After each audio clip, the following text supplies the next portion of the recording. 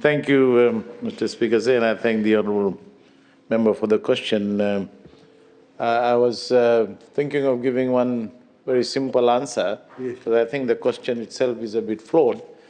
There is no such thing as additional VAT, but I know the intent of the question, Mr. Speaker, and I think the intent of the question appears to be on the recent policy changes on personal imports. Mr. Speaker, in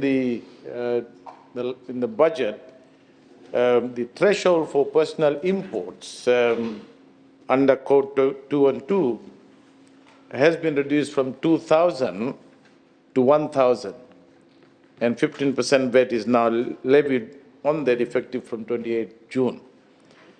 Previously, Mr. Speaker, personal importations were treated under Concession Code 212 under Customs Tariff Act, whereby the importer did not pay fiscal duty, import excise duty, and VAT on all personal imports up to a value of 2,000. And this, Mr. Speaker, before the threshold was 500. During COVID, it was moved to 2,000. So what we've done, Mr. Speaker, is to reduce that from 2,000 to 1,000, which is still much higher than the 400 that existed prior to the COVID pandemic.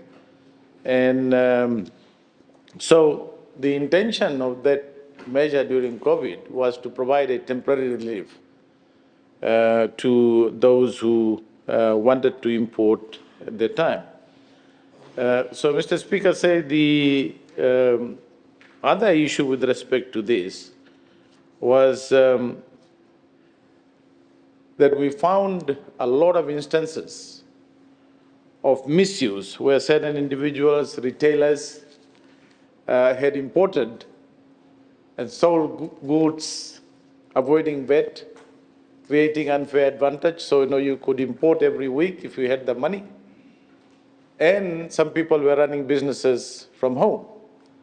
So and it's not fair to those who cannot import online and use other, mechanisms because they have the money.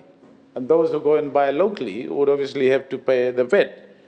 So it's a measure that will bring about equity. It's not going to treat others unfairly. And that's the rationale for closing that loophole and removing that COVID measure that was there. Thank you, Mr. Speaker. Yes, Honorable. Thank you, Mr. Speaker, sir.